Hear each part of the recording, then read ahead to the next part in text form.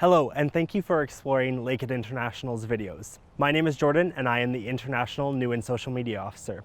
I'm also the host of the Lakehead International Live series, a fun and informative way for you to connect with current international students, professors, and ask questions about admissions and everything Lakehead. You are about to watch a recording from one of our previous live sessions. If any questions arise throughout the video, please do not hesitate to comment below. If you would like to check out some of our upcoming live sessions, please head over to our website at lakeheadu.ca/international-live. Let's begin. The status of your Lakehead application. And so this is a really important piece as we move into the consideration of applying for your student visa or your study permit. There's a few different statuses of your Lakehead application, and they play a role in whether or not you should move forward in that application. So on the left-hand side, we have all of the statuses that we would recommend where you can proceed to your application for that student visa. So we have ADC, which is admitted conditionally. So that means that we still need some of your final documents. Our admission teams are waiting for a few more files from you, and your offer letter is conditional. However, you do have an offer letter to Lakehead University if you have that status. If you're ADM or admitted, you're admitted with no conditions and your offer letter is unconditional. And then if you are ELI, you are eligible to register. And what that means is that you're eligible to register for your courses. And so we know you've satisfied the previous requirements of being admitted, of course. So with that being said, if your status with your Lakehead application is one of those three, we are more than happy to recommend for you to proceed with your application for your student visa. If you currently hold the status of INC, incomplete, PEN, pending, or REF, refused, that's where we would ask you to hold off on your student visa application for now.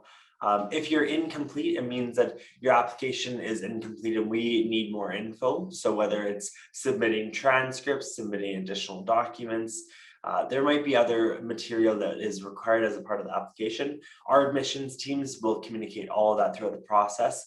If you're a bit confused or maybe you feel like you've submitted everything, I encourage you to always follow up with our admissions teams directly, and they'll be able to look into your application specifically and advise you otherwise.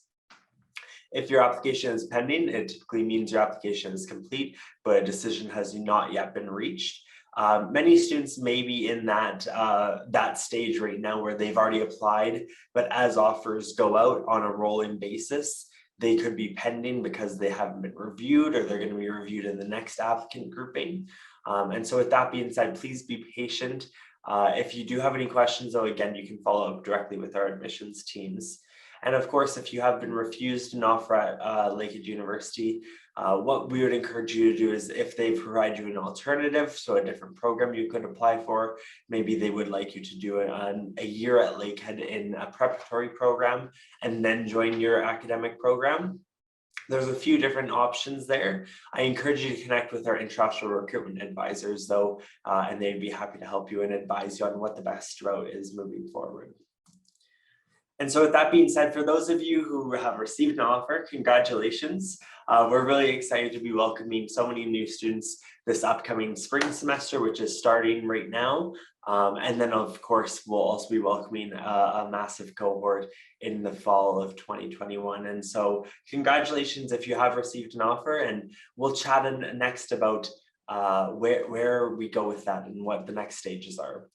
First, before we do anything, I do have some polling to participate in. So I'll ask the audience to participate. The question is, what level of study are you pursuing? So just to give us an idea, we have about 75 folks on today's webinar. We're curious, are you attending an undergraduate program, or are you attending a graduate program, so a master's or PhD? Or you could be joining us in our academic English program, which is a preparatory program to satisfy our English language requirements. So we have quite a few votes rolling in. I won't share until I can get everyone, or hopefully almost everyone. So I'll give it a few more seconds here.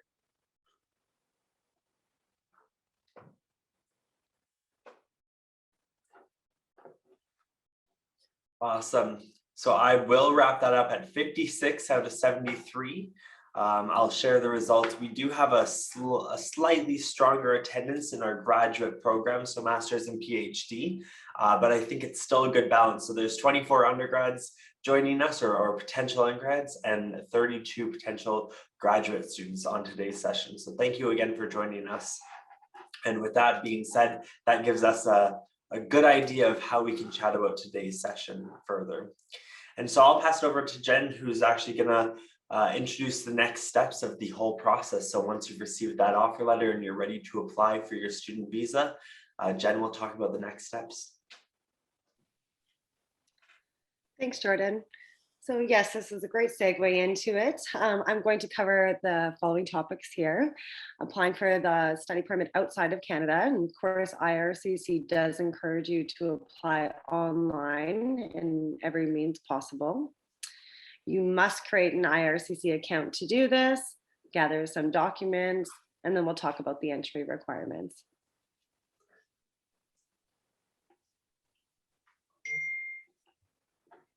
So step one, make sure that you have everything you need. You will need to scan or take photographs of your documents, like your passport and a photo of yourself and so forth. And you also need a valid credit card or a Visa debit, just so that allows you to make those international payments. You can read the instruction guide. IRCC does provide a checklist and instruction guides for each of your applications. But I recommend going into your portal and using the online tool. Once you answer the questions, it will give you a clear list of what's required. The processing fee for a study permit is $150 Canadian, and the biometric fee is $85. So definitely step 5 is getting into your account and signing in.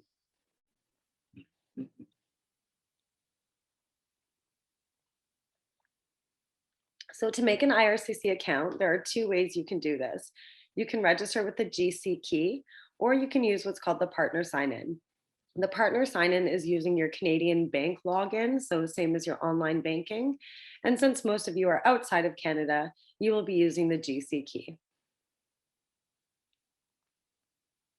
Once you go to the IRCC website and click on make an account, you'll see this screenshot here. You'll click on the far right where it says sign up. You'll create yourself a username, password, and some security questions. Please note, it's very important to keep track of this login. You will have to log in and access information and request, sometimes answer information, plus get your any other request that comes from IRCC or your approval messages. So please make sure you know this login. Please do not guess the password because it will lock you out permanently. Awesome. I think that this is typically where I always jump in, and I also remind the audience of how important it is to write down your username and password. Like Jen said, being locked out of your account can create a really large headache, of course. But on top of that, we typically, with our MyInfo student portal at Lakehead University, we're always recommending that our students have access to their username and password, whether it's saving a note in their phone, writing it down on a piece of paper that they're not going to lose, not going to crumple it up and throw it out by mistake. It's one of those really important things that we don't want to see cause any delays because there's a forgotten password or you've been locked out of an account. Yes, in my practice, when I meet with students, I get them to take either a screenshot or a photograph of each of those pages just so they have record of it. That's a good idea for sure. So next, you want to gather the required documents. There really are 3 areas of required documents you need. So first, of course, is your letter of acceptance from Lakehead University. We recommend using unconditional letters of acceptance when possible. Students who are studying or have conditional offers with AEP can include your English letter of acceptance as well as your conditional offer for September. And note that immigration has made a confirmation just last week that as long as you apply for your study permit by May 15th, that they're going to process it for September. So that's great news from them. It gives you a little bit of pressure to get your application in within the next 2 weeks, but most students I speak to do have their offer of acceptance, so please make sure you're on that right away. The next thing you need is your proof of passport. This is your proof of identity. The passport should be issued or your passport should be at least 2 years in length or longer. Please note that they cannot issue you a permit or a visa beyond the passport expiry. So if your passport is expiring within the next 6 months, or even within the next year, in my recommendation, I would say renew it before you come and before you apply for the permit. And the last thing you need is your proof of finance. Proof of finance can be demonstrated in many different documents. If you are applying through the SDS stream, which is called the Student Direct Stream, it's applicable to certain countries. You do have to pay your full year of tuition in advance. And master's students say 2 semesters or 3 or what. Master's program annually has 3 semesters, so I recommend you pay that full 3-semester tuition. And for undergraduate students, you pay your 2 semesters. You can pay the annual tuition that's estimated on your letter of acceptance, or as well as on our website, noting that there may be some fluctuations, but that will not affect your visa processing. Along with payments to Lakehead, you can also use bank statements, any kind of property or assets, letters from your funder, your parents, or whoever is helping you pay your tuition. But immigration wants to see that you have 1 year of tuition along with $10,000 Canadian for your living expenses. And please note, if you're traveling with family members, you have to have more proof of finance. A few notes there I wanted to mention with regards to proof of financial support. If a student has received a scholarship from Lakehead University, and that's how they intend on paying for a portion of their tuition or academic expenses, you do need to provide that letter and give IRCC that update so that they know that whether or not, if your tuition was going to cost say $25,000, and then you are going to use $10,000 towards a scholarship, and you only have $15,000 as financial support for academic purposes, they're going to want to know where's that extra 10 coming from. So of course, including that tuition letter, or that scholarship letter, I should say, is very important part of that process. Another aspect I wanted to highlight is Jen, your mention of IRCC's service guarantee of completing and reviewing applications if they apply by May 15th. And I know that they said that they would complete that review process by the beginning of August, roughly. Something that I know that we've already started receiving many questions from our future students about is whether or not, if they apply after May 15th, whether they can get an offer still and get that study permit. And the answer is yes. So although they've made that service guarantee that if you apply by May 15th, they will make a decision on your application before September ends, or before September begins, pardon me. If you apply after the fact, they will not review your application. So it doesn't mean anyone's going to be skipped over if they miss that deadline slightly. Of course, I would like to reiterate, like Jen said, though, our recommendation, and we want to encourage our students to submit that application earlier than later, or sooner than later, I should say. Yeah, So definitely. If you have your documents, don't hold back. I know that Jordan and I will talk to many students in the first weeks of September saying they're waiting for their visa to be processed. Please issue an extension of my refund. Please give me more time. And to be honest, we won't be able to meet those kind of requests from students. So this is why we recommend meeting IRCC's May 15th. So then you have a solid decision in August, and you know if your visa has been approved before your classes start. So of course, like Jordan said, if you miss that deadline, it's not a huge deal. Your application will still go in, it will be processed, but there will be no guarantee. So you may be waiting till the first, second, third week of September to get your response. For sure. On that note, we'll chat about entry requirements, which is about the study permit. So I'll let Jen chat about that as well. Yeah, so along with when you apply for a study permit outside of Canada, your visa is also issued with this. So a visa is used to enter Canada, whereas the permit actually allows you and authorizes you to study, work, or visit in Canada. A TRV, a temporary residency visa, is a stamping in your passport. So once you've applied for your study visa online, it's approved. You get a request from them in your portal to send your passport to the visa application center that's nearest to you. When you send your passport, it will come back with a nice little sticker inside. And that sticker is called the TRV, entry visa or stamping. And this is used to show when you enter Canada. So the permit will be issued to you at the port of entry, but you must have the stamping and you must enter Canada before it expires. There are a few countries that are very lucky and they're exempt from the visa process. They actually just apply for an ETA, which is an electronic travel authorization. It's applicable to a lot of the European countries, USA, Mexico, Taiwan. So there's quite a few countries. South Korea is also included, where you just have to apply online. It's a quick little email application, cost you, I believe, $8 or $12, and it will be good for the length of your passport. So it's a lot easier for you to update that and enter and exit. So please remember, as you're traveling in and out of Canada, you must always have a valid TRV in your passport. Awesome. And then next, we're going to talk about conditional offers. So this is definitely a popular question or topic that Jennifer and myself, as well as many of our recruitment advisors, try and advise our best on and what our recommendations are. So I'll pass it over to Jen to highlight this. Thanks, Jordan. And definitely lots of questions even coming into me by email with this new announcement of the May 15th.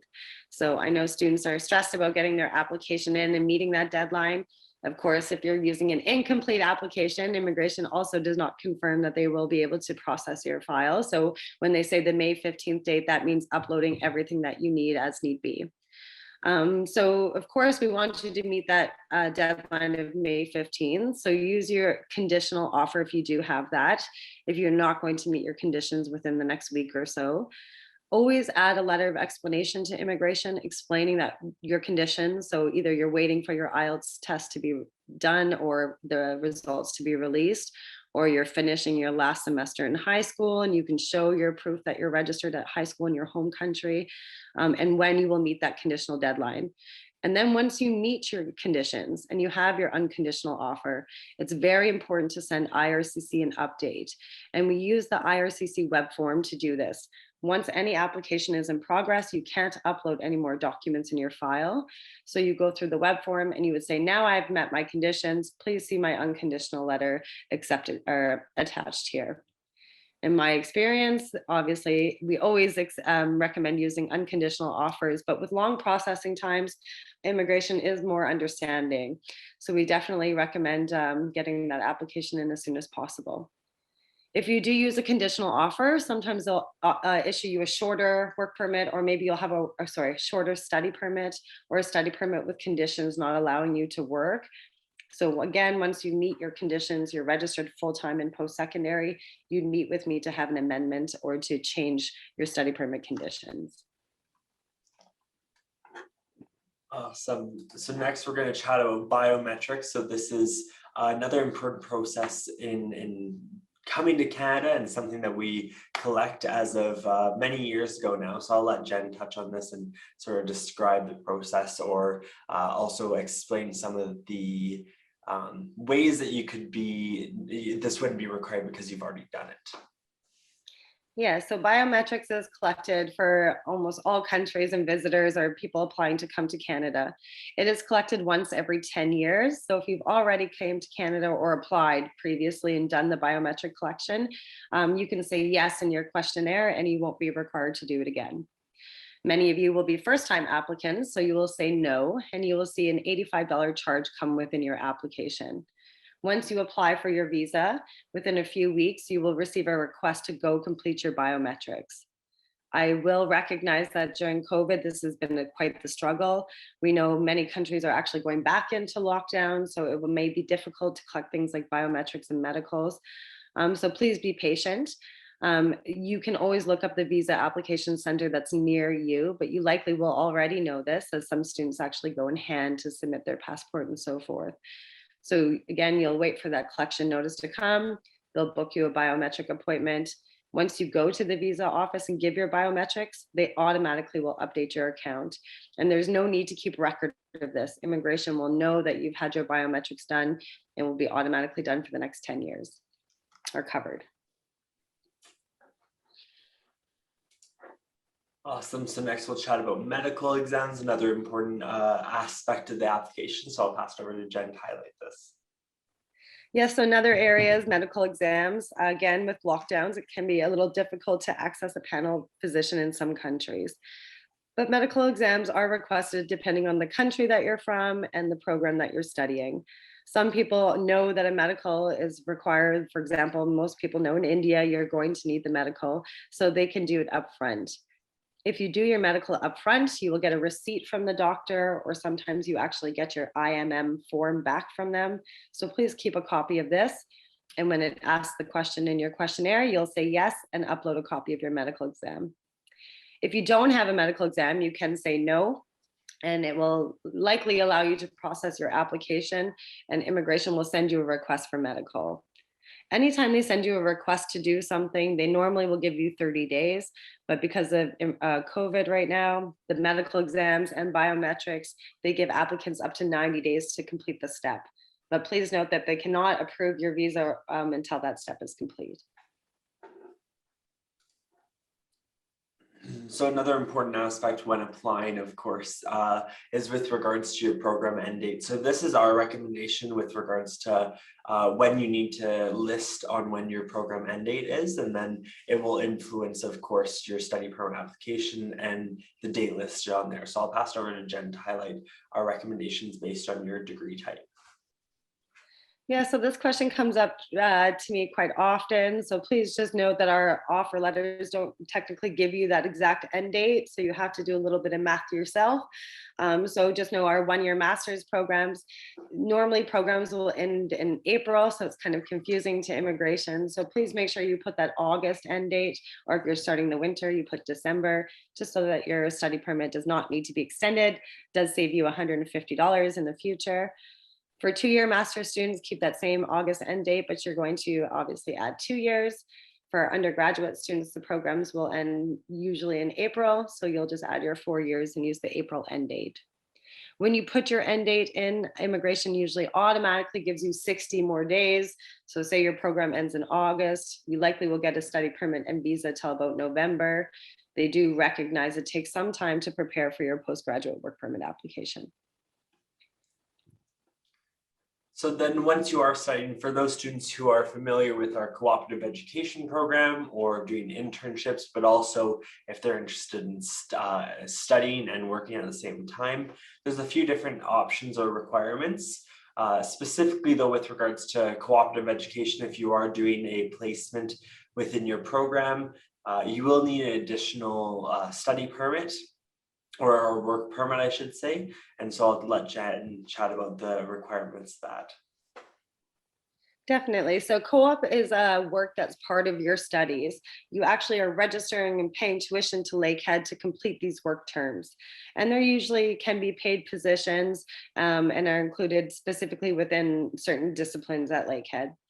So if your letter of acceptance says this program has a co-op, so it says with co-op, definitely make sure you say yes in your application that work is part of your studies. And you can include 2 copies of your letter of acceptance if it's stated directly on the first page. Some programs will not accept you into co-op until after your first year. For example, some of the Masters of Science programs. So once you complete your first year and you are eligible, you will receive acceptance from the co-op office, and then you'll apply for your co-op work permit separately. It's a new world with students studying online and being abroad. So I've had some challenges, but we have definitely successfully got the co-op work permits for all the students who have been studying online since September. So there definitely is a way to do it if you're still outside of Canada. So make sure you reach out to me, and know that we hold co-op workshops simultaneously with when they're released. So letters are released, and then I'll have a workshop the next week for all the students. And of course, you can always access my videos and resources in the help folders. Awesome. Thanks, Jen. Oops, pardon me. Sorry. So another really popular question, and of course, we've sort of already touched on processing times briefly in IRCC's most recent announcement, but processing times, one clear message I want everyone to know is that processing times do vary based on which country you are applying from.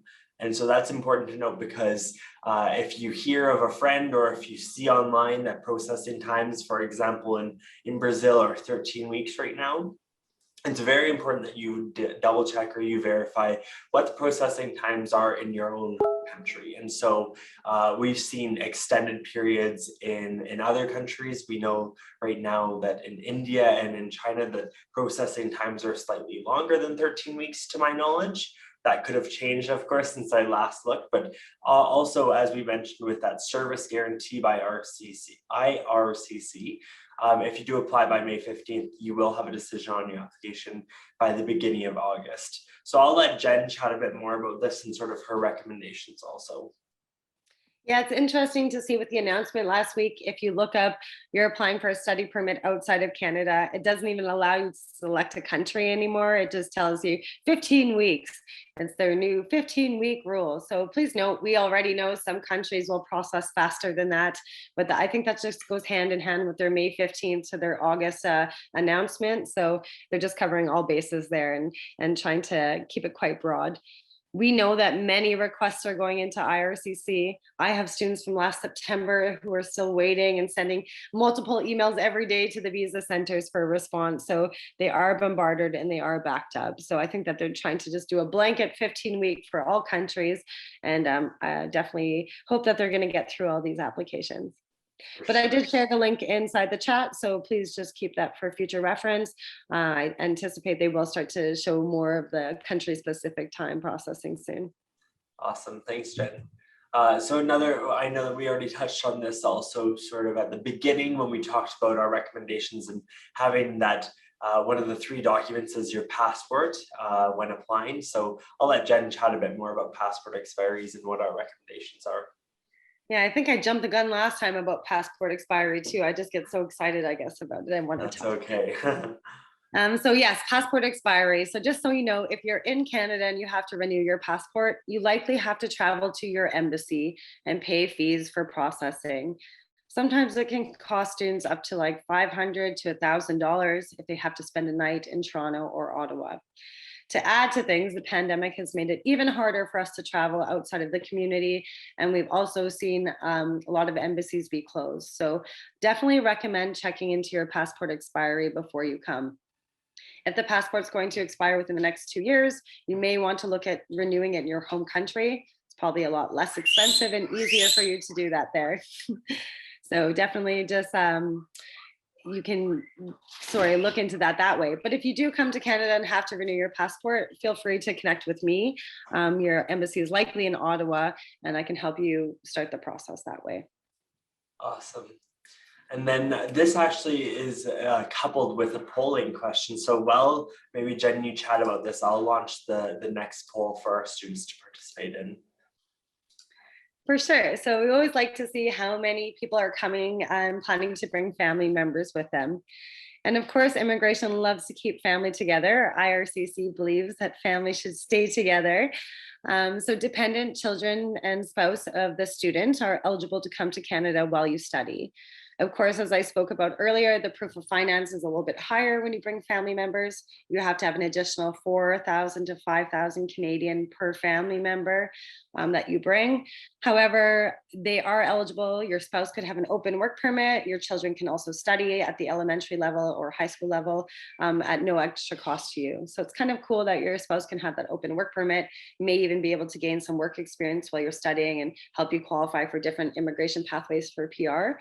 So definitely you can add your family members within your initial application and come together all at once, or later on you can invite them once you've already arrived. For sure. So let's see what people have to say. Yeah, so we have a number of folks on today's session, 18 roughly, that are planning on bringing in dependents. So that's great. And to them, I also want to remind you that if you're bringing in children who is school age, as Jennifer mentioned, we have some really incredible school systems here in Canada for elementary and high school students, so secondary. Whether you're going into the public board or the Catholic board, there's more information you can find on their websites. And you can learn more. And like Jen said, that's at no additional cost to you to attend those school boards. So it's really great that our students can also be learning while their children are here with them learning at the same time. And if you're coming with your family, definitely feel free to connect with me in the Thunder Bay campus and Katie for the Aurelia students, as we are connected with the local settlement agency and also with the school boards here. So once you arrive, we can connect you with either Catholic or public school boards, as well as some settlement services and maybe some mentorship and connection programs for your spouse. Awesome. Thanks, Jen, for that. So our final poll of today's webinar is, what are your extended plans upon graduation? So, of course, there's several options here. You could, one, work and live in Canada upon graduation. You could potentially return home and work at home, or you could travel abroad. So many of our alumni have traveled internationally and secured amazing jobs abroad. You could further your studies. So whether you're wrapping up your undergraduate bachelor's degree and moving into your first master's, maybe you've already done a master's, you're ready to move into a second master's, a specialization, or even a PhD. There's plenty of pathways here at Lakehead University. And so there's plenty of options for you. And then of course, last but not least is undecided. We could be talking potentially 4 years out from now, even 5 years out from now. And so by no means do we anticipate or expect you to know what your graduation plans are. So it looks like we have a pretty strong consensus of students who are planning to work and live in Canada. So 30 votes for students that will be sticking with us in Canada using that postgraduate work permit to stay here. A few of you are going to return home. Some of you might travel abroad. Some of you might further your education, and then a few of you are undecided. All of those options are good to hear. Of course, throughout the entire process, whether your plans change, whether you want to consider a new option, we're here to support you. And that's something I want to really impress upon you, is that our international advisors are always there for you to answer your questions, to help guide you in some of our support services, to facilitate other activities and events. So there's plenty of support for you. Thank you for checking out today's video. If you have any questions, you can always comment below. Stay connected and follow us on our social media channels to stay informed about upcoming webinars and get an insider sneak peek of Lakehead University. See you next time.